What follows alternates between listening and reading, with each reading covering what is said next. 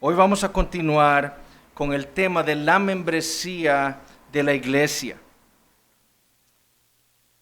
Y la pregunta que quiero que nos hagamos en esta mañana es esta: ¿qué tan importante es la iglesia local? Esa es la pregunta que surge de todo ese estudio que hemos hecho hasta ahora de la iglesia universal. Es por eso que, como vimos, no entender lo que la Biblia afirma acerca de la iglesia invisible va a afectar invariablemente nuestro entendimiento de la iglesia local. Y como discutimos hace unas semanas en la introducción de esta clase, es evidente que el cristianismo de nuestros días carece de ese entendimiento. Es decir, el cristiano en nuestros días no entiende la doctrina de la iglesia universal y por lo tanto no puede entender la doctrina de la iglesia local.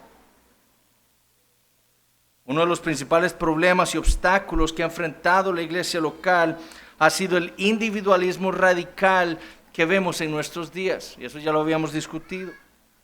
Ese individualismo es el pensamiento que ve a los seres humanos esencialmente como nómadas en dos piernas, desconectados, aislados, solitarios.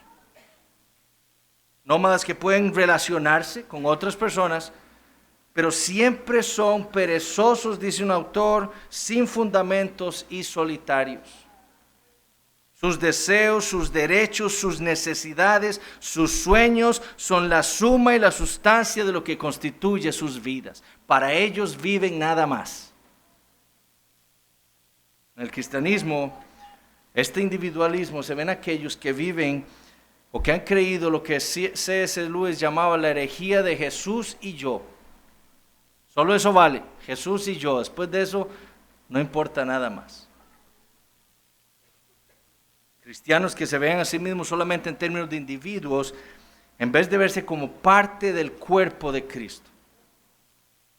Es por esa razón que muchos que profesan ser cristianos ven la membresía en una iglesia local como una opción en sus vidas. Muchos objetan la membresía eclesiástica diciendo que ese concepto de membresía no lo tenemos en el Nuevo Testamento. Otros objetan diciendo que la práctica de la membresía de una iglesia es legalista. ¿Cómo que usted me va a obligar a mí a ser miembro de una iglesia local? Eso es legalismo. Y aún otros objetan diciendo que ser miembros de la iglesia universal es suficiente. Ya yo soy miembro del cuerpo místico de Cristo, entonces yo no tengo por qué ser parte o miembro de una iglesia local.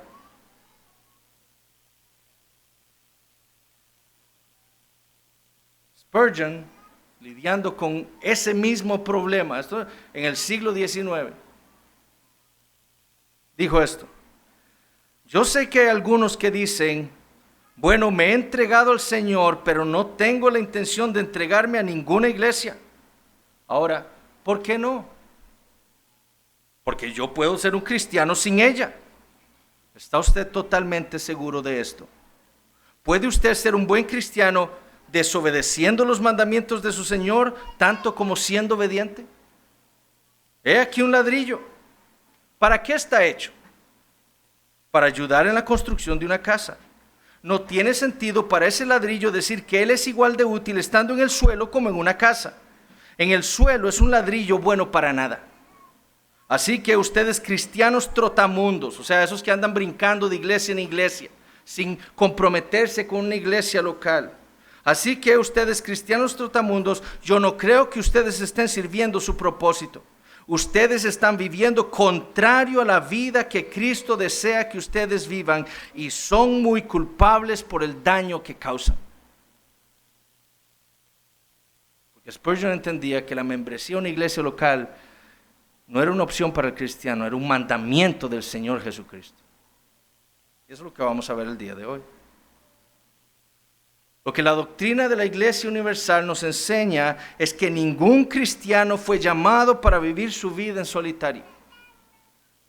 Nosotros, dijo Sproul, un teólogo americano, necesitamos la iglesia tanto como un bebé hambriento necesita la leche de su madre. Nosotros no podemos crecer o ser nutridos sin la iglesia. Poseer a Cristo y despreciar a la iglesia es una contradicción tan terrible que no se puede tolerar. No podemos tener a Cristo sin abrazar la iglesia. Y esto, como hemos visto, es lo que ha creído la iglesia desde sus inicios. Recordamos las palabras de Cipriano. Nadie puede tener a Dios por padre que no tenga a la iglesia por madre. Y es como veremos lo que creían también los bautistas particulares del siglo XVII y que editaron esta confesión que nosotros hemos abrazado el día de hoy. Para los bautistas particulares, la doctrina de la iglesia era fundamental para la vida cristiana. Y los bautistas particulares derramaron toda su teología en la confesión, en la teología de la iglesia. Toda su teología la derramaron en la confesión hablando acerca de la iglesia local. Y notemos sus palabras en el párrafo 5 de nuestra confesión del capítulo 26. En el ejercicio de este poder que le ha sido confiado, y de cuál poder es el que hablamos en el párrafo 4, en el ejercicio de este poder que le ha sido confiado, el Señor Jesús, a través del ministerio de su palabra y por su Espíritu, llama a sí mismo del mundo a aquellos que le han sido dados por su Padre, para que anden delante de Él en todos los caminos de la obediencia que Él les prescribe en su palabra. Esa es la iglesia universal. El Señor Jesucristo, por su palabra y su Espíritu Santo, llama, saca del mundo a su pueblo, a los que el Padre eligió en la eternidad y le entregó a Él en sus manos. Y el Señor Jesucristo los saca del mundo y los llama, ¿para quién? Para sí. ¿Con qué propósito? Para que vivan en obediencia a su palabra. Y vean lo que dice después. A los así llamados, o sea, a los que así ha llamado el Señor por su palabra y su Espíritu, les ordena andar juntos en congregaciones concretas o iglesias para su edificación mutua y la debida observancia del culto público que Él requiere de ellos en el mundo. Entonces, este párrafo lo vamos a dividir en tres partes. Vamos a ver primero el origen de la membresía de la iglesia. Vamos a ver el mandamiento de la membresía de la iglesia. Y vamos a ver el propósito de la membresía de la iglesia. Y eso lo vemos en este párrafo. Veamos primero entonces el origen de la membresía eclesiástica. Lo primero entonces que confesaron los bautistas del siglo XVII con respecto a la doctrina de la iglesia local fue el origen. En el ejercicio de este poder que le ha sido confiado, el Señor Jesucristo, a través del ministerio de su palabra, por su Espíritu, llama a sí mismo del mundo a aquellos que le han sido dados por su Padre.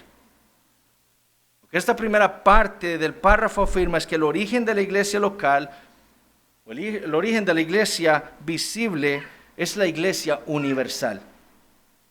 ¿Recuerdan lo que decía Roma? Roma dice que la iglesia visible es la que da origen a la iglesia invisible. No, lo que la Biblia dice, vamos a ver, es que la iglesia invisible da origen a la iglesia visible.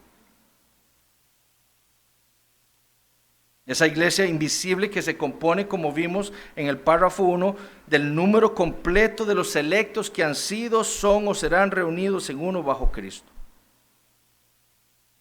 El origen de la iglesia local, entonces, es la obra de gracia del Dios Trino.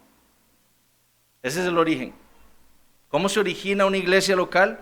Por la obra de gracia del Señor. Es la elección soberana de Dios el Padre, la redención particular de Dios el Hijo y el llamamiento eficaz del Espíritu Santo lo que produce la iglesia local. Lo que produce la iglesia invisible y lo que produce después la iglesia local.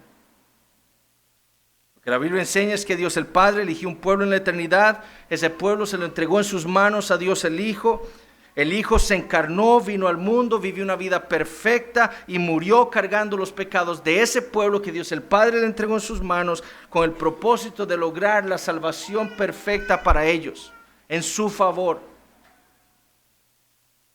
Y fue por haber cumplido esa misión que le había sido encomendada en el pacto de gracia y que fue cumplida y ejecutada en el nuevo pacto, que se le dio todo el poder requerido al Señor Jesucristo, como vimos la semana pasada.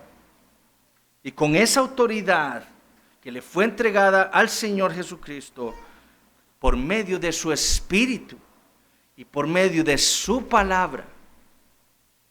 Él llama a aquellos que le habían sido dados por Dios el Padre en su mano. Los llama del mundo. Lázaro, ven fuera. Lázaro sale. Eufrasia, ven aquí. Los llama por su espíritu y su palabra. Y los une místicamente o espiritualmente con Él por medio de la fe. Y forma entonces la Iglesia Universal. Y esa Iglesia Universal es la obra trinitaria en la economía de la redención. Veamos lo que dice Juan 6, el Señor Jesucristo. En Juan 6, versículos 37 al 40.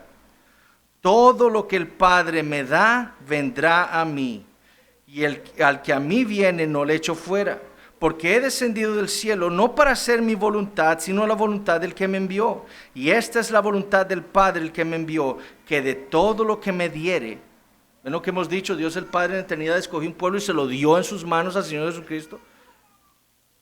Y esta es la voluntad del Padre que me envió, que de todo lo que me diere no pierda yo nada, sino que lo resucite en el día postrero. Y esta es la voluntad del que me ha enviado, que todo aquel que ve al Hijo y cree en Él tenga vida eterna, y yo le resucitaré en el día postrero. Entonces el Señor Jesucristo le enseñó a los fariseos que Dios el Padre le había entregado a Él un pueblo, y que Él había venido por ese pueblo para salvarlo y resucitarlos a cada uno de ellos, darles vida eterna.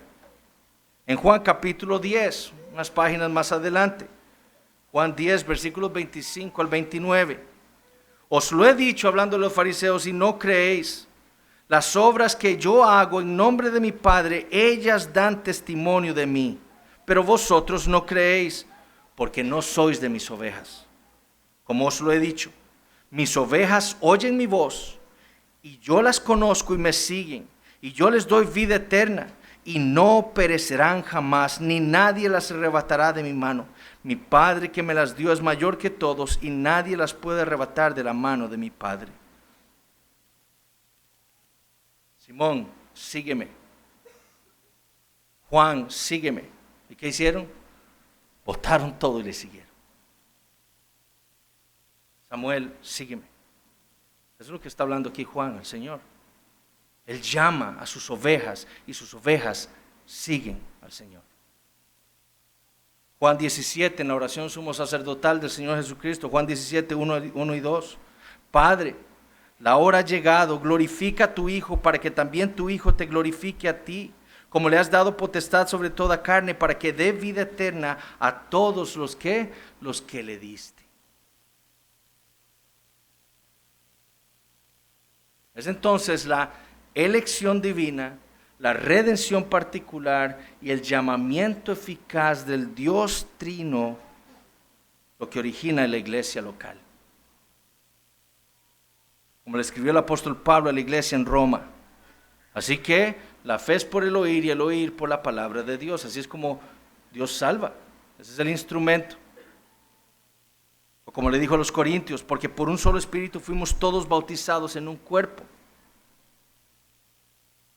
Usando su palabra y más específicamente la predicación de su evangelio, el Señor Jesucristo por medio del Espíritu Santo salva a pecadores del mundo y los trae a su reino.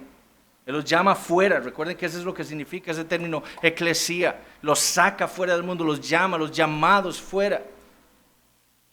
Y los dota con dones espirituales a cada uno.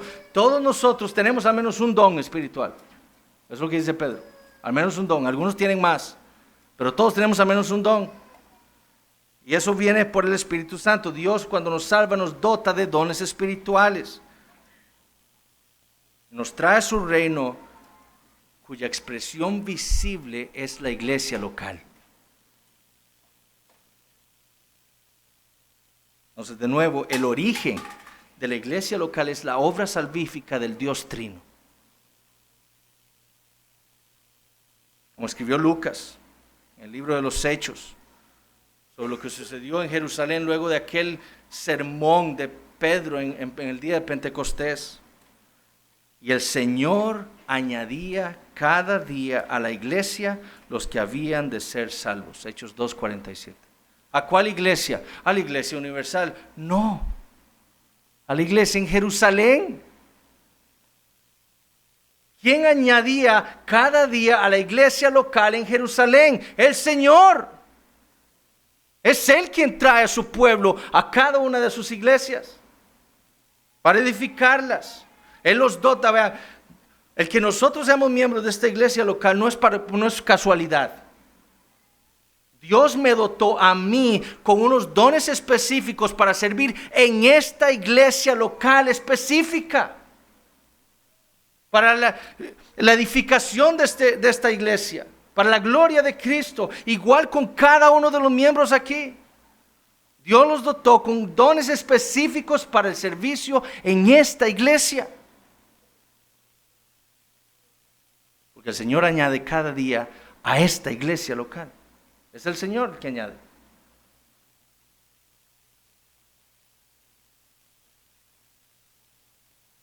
Ahora veamos el mandamiento para la membresía de la iglesia.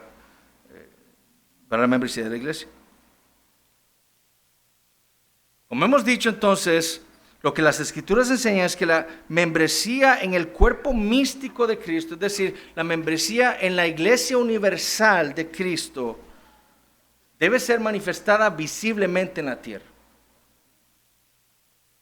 Es por eso que de las 114 ocasiones en las que se ocurre ese término iglesia en el Nuevo Testamento, solamente 5 se tratan con la iglesia, o tratan de la iglesia universal, porque el resto trata con la iglesia local. La manifestación visible de la iglesia universal.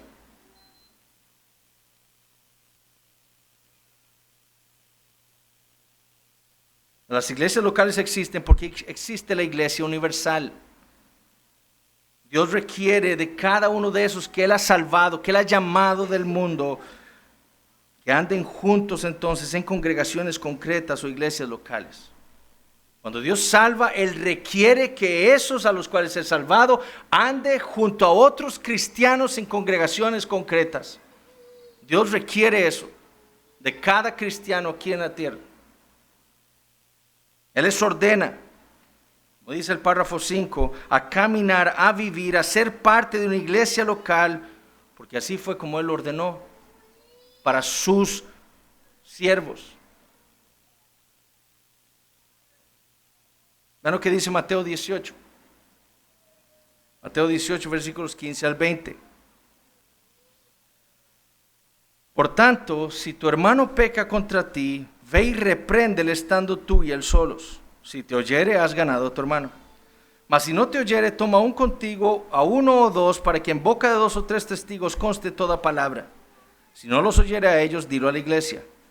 Y si no oyere a la iglesia, tenle por gentil y publicano. De cierto os digo que todo lo que atéis en la tierra será atado en el cielo, y todo lo que desatéis en la tierra será desatado en el cielo.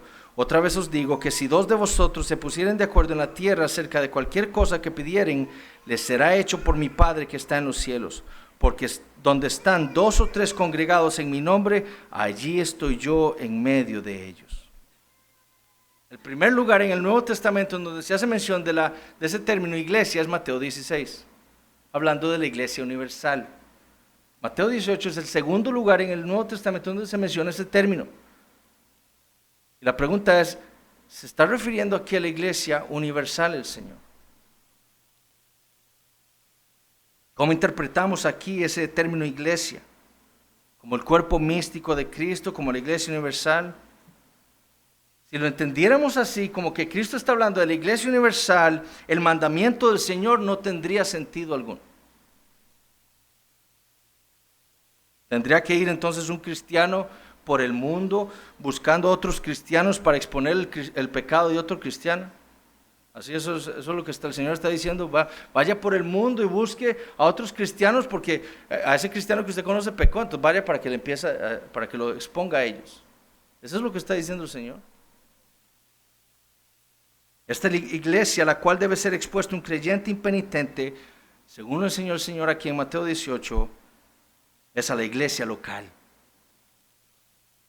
Lo que implica que para que un individuo pueda ser excluido de una iglesia local, debe haber algún tipo de unión o membresía entre ellos. Solo así. A mí no me pueden echar del club de periodistas, porque yo no pertenezco a ese club. Pero sí me pueden expulsar del colegio de médicos, porque yo pertenezco ahí. El Señor está diciendo que a esa persona puede ser excluida de la iglesia porque se está hablando de la iglesia local en la cual ese individuo tenía un pacto con los miembros, tenía una relación con esa iglesia, estaba unido a ellos. Solo así. La misma pregunta surge del pasaje en la primera epístola de Pablo a los Corintios, 1 Corintios capítulo 5.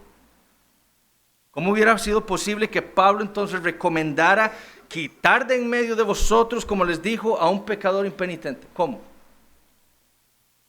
A uno que profesaba ser cristiano, que era uno de ellos, pero que había caído en un grave pecado de inmoralidad sexual. ¿Cómo era posible que Pablo pudiera decirle, quítenlo de en medio de ustedes? Y que yo creo que Pablo después en 2 de Corintios les está diciendo, recíbanlo otra vez porque se ha arrepentido. Este mandamiento del apóstol Pablo solo tiene sentido si existía en la iglesia en Corinto una membresía claramente establecida de la cual ninguna persona puede ser excluida. Solo así podemos entender ese pasaje. En Hechos capítulo 2 leemos ese primer sermón del apóstol Pedro. Y lo que Lucas registra es que después de predicarles a Cristo y a este crucificado, los que recibieron su palabra, dice, es decir, aquellos que creyeron el evangelio predicado por Pedro, fueron bautizados. Eso es lo que dice. Y aquel día, dice Lucas, se añadieron como 3,000 personas. Pedro predicó y el Señor llamó a los suyos por su palabra y su espíritu a 3,000.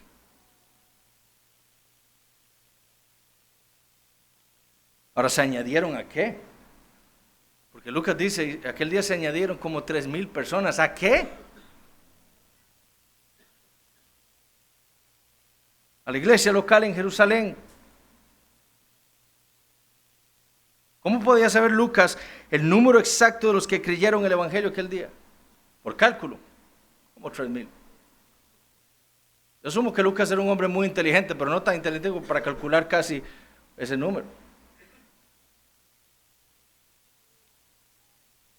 ¿De cuánto constaba la iglesia en Jerusalén antes de ese evento? ¿Cuántos miembros tenía? 120. Los 120 discípulos del Señor que estaban reunidos juntos cada día del Señor, cuando el Señor iba y los visitaba antes del día de Pentecostés, 120 miembros. Y ahora, 3,120. ¿Cómo pudo saber Lucas eso? Porque había una membresía claramente establecida. Y Lucas podía saber quiénes eran creyentes y quiénes no, simplemente por el hecho de quiénes eran miembros de la iglesia. Todos en Jerusalén podían saber quiénes eran incrédulos y quiénes creyentes por el simple hecho de ser miembros de la iglesia local en Jerusalén. El que no es miembro de la iglesia debe ser un incrédulo. Porque todo cristiano, lo que entendía la iglesia primitiva, pertenece a una iglesia local. ¿Qué dice Lucas al final? Y perseveraban todos esos 3,000 en la doctrina de los apóstoles, en la comunión unos con otros, en el partimiento del pan y en las oraciones. ¿Qué es esto sino un culto a Dios cada día del Señor?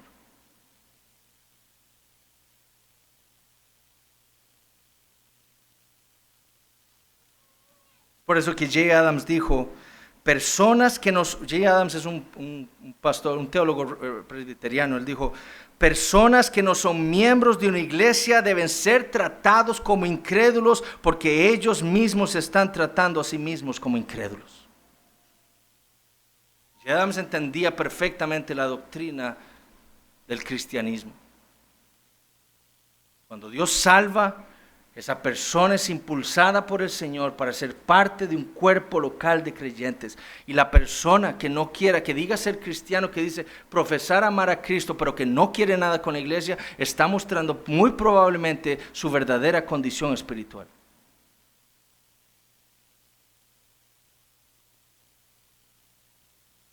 ¿Qué le dijo Pablo a los Efesios? Efesios capítulo 2. Después de exponerles el Evangelio, esto es lo que Dios ha hecho por ustedes. Dios el Padre los eligió, Dios el Hijo los redimió, el Espíritu Santo los llamó. Ustedes estaban muertos en sus delitos y pecados, lejos de la ciudadanía del pueblo de Dios, lejos de Dios, sin esperanza, sin Dios en el mundo. Así que ya no sois extranjeros ni advenedizos, sino conciudadanos de los santos y miembros de la familia de Dios, edificados sobre el fundamento de los apóstoles y profetas, siendo la principal piedra del ángulo Jesucristo mismo, en quien todo el edificio bien coordinado va creciendo para ser un templo santo en el Señor, en quien vosotros también sois juntamente edificados para morada de Dios en el Espíritu. Ustedes estaban muertos en sus delitos y pecados, pero un día por la gracia de Dios Él los salvó. ¿Y qué hizo? Los trajo a la iglesia. Y ahora ustedes, Efesios, en esa iglesia local, son un templo santo en el Señor, morada de Dios en el Espíritu. Están siendo edificados, son un edificio de Dios que Él está edificando para su gloria.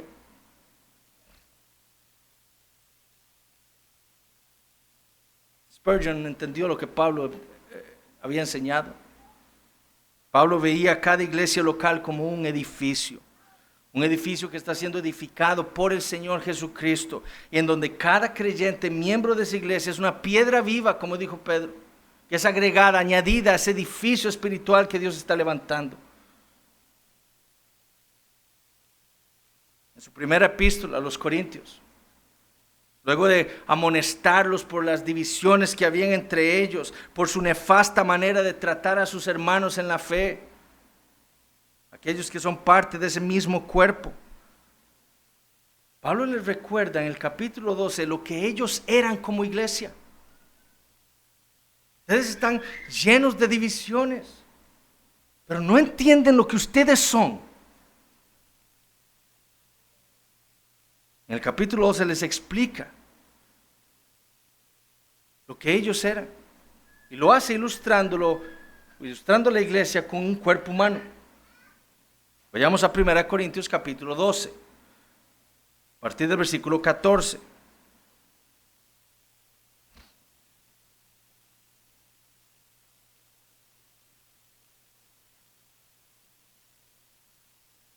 Además, el cuerpo no es un solo miembro, sino muchos. Si dijera el pie, porque no soy mano, no soy del cuerpo, por eso no será del cuerpo. Y si dijere la oreja, porque no soy ojo, no soy del cuerpo, por eso no será del cuerpo. Si todo el cuerpo fuese ojo, ¿dónde estaría el oído? Si todo fuese oído, ¿dónde estaría el olfato? Mas ahora Dios ha colocado los miembros, cada uno de ellos, en el cuerpo. Él los ha colocado en el cuerpo, como Él quiso. Porque si todos fueran un solo miembro, ¿dónde estaría el cuerpo? Pero ahora son muchos los miembros, pero el cuerpo es uno solo. Ni el ojo puede decir a la mano, no te necesito, ni tampoco la cabeza a los pies, no tengo necesidad de vosotros. Antes bien, los miembros del cuerpo que parecen más débiles son los más necesarios. Y aquellos del cuerpo que nos parecen menos dignos, a estos vestimos más dignamente, y los que en nosotros son menos decorosos se tratan con más decoro. Porque los que en nosotros son más decorosos no tienen necesidad, pero Dios ordenó el cuerpo, dando más abundante honor al que le faltaba, para que no haya desaveniencia en el cuerpo, sino que los miembros todos se preocupen los unos por los otros. De manera que si un miembro padece, todos los miembros se duelen con él. Y si un miembro recibe honra, todos los miembros con él se gozan.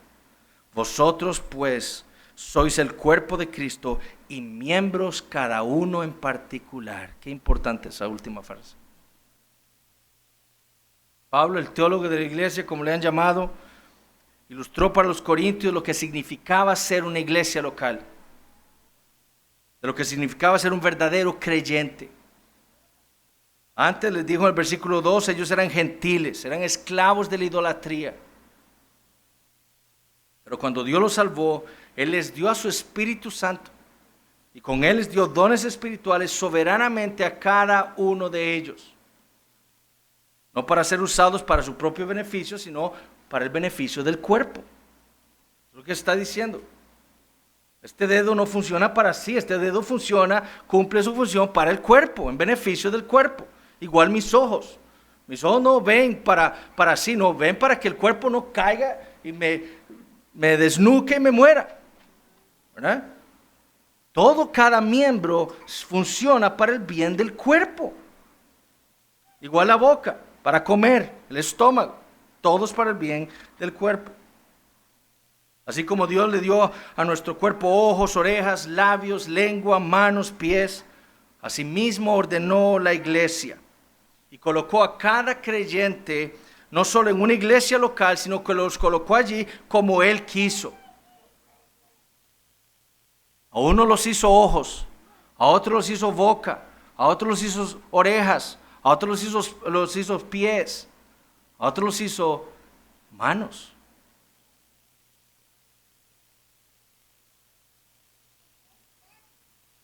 Así que ninguno de nosotros puede decirle a un hermano, no te necesito. El cristiano necesita el resto del cuerpo para su bien espiritual. Yo necesito de cada uno de los miembros de esta iglesia local. Si no, no puedo estar bien espiritualmente. Pero así entendemos nosotros, cada uno de nosotros, lo que la iglesia es para nosotros.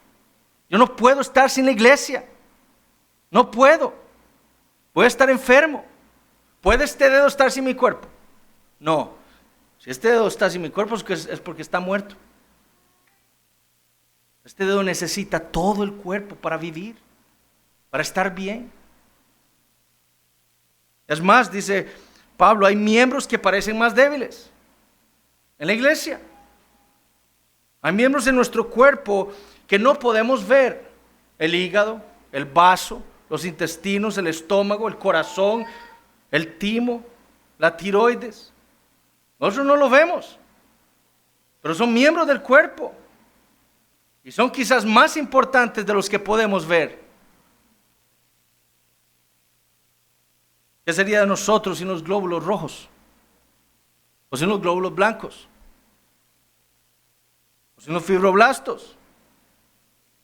Nuestro cuerpo sin corazón se muere. Bueno, nuestra iglesia local sin esos miembros que parecen invisibles, pero que están sirviendo con sus dones, orando quizás como aquella hermana María Elena.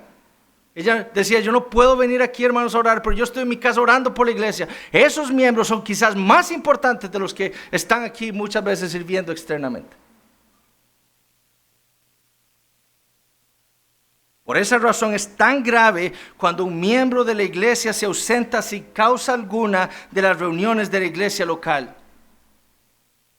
Cuando un miembro de esta iglesia se ausenta, no sea porque esté enfermo o alguna causa justificable. Cuando un miembro de esta iglesia decide ausentarse y decir qué pereza, hoy me voy a quedar en la casa, está privando a sus hermanos de dones que ellos necesitan para su beneficio en ese día.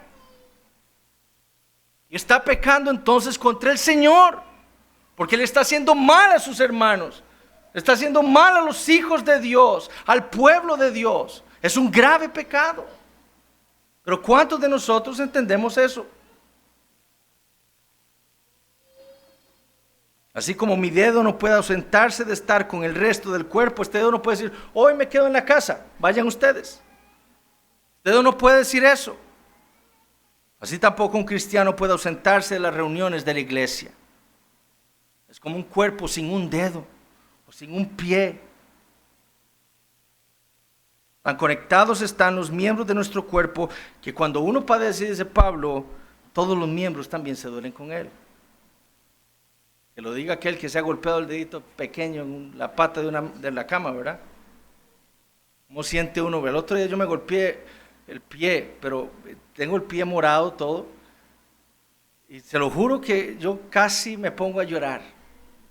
Porque el dolor fue todo mi cuerpo sufrió. Porque 2 dedos de mi pie se golpearon. Eso es lo que Pablo está diciendo. Cuando un miembro de la iglesia se duele por algo, todo el cuerpo se duele con él. Cuando Dios trae algo bueno a la vida de un miembro de la iglesia, toda la iglesia se goza con él. No hay envidia. Gloria a Dios que le dio eso a usted, hermano. Nos gozamos con usted. ¿Por qué? Porque somos un cuerpo. Somos un cuerpo. Pablo dice al final, y miembros cada uno en particular. Lo que el apóstol Pablo está afirmando es que no puede existir un cristiano sin un cuerpo. Eso no existe, es una contradicción de términos. Ser cristiano y no ser miembro de una iglesia local es una contradicción de términos desde el punto de vista de la Biblia. No puede existir un cristiano sin un cuerpo local. Todo cristiano es un miembro y ha sido dotado por el Señor, por el Espíritu Santo, para ser miembro y servir en una iglesia local. No para andar ahí como un llanero solitario por el mundo. Todo cristiano ha sido sacado del mundo por la obra de gracia de Dios y ha sido dotado por el Espíritu Santo con dones para la edificación de todo el cuerpo. Pablo le dijo a los tesalonicenses en el capítulo 1 de su primera epístola, porque ellos mismos cuentan de nosotros la manera en que nos recibisteis y cómo os convertisteis de los ídolos a Dios para servir al Dios vivo y verdadero. ¿Servirle dónde?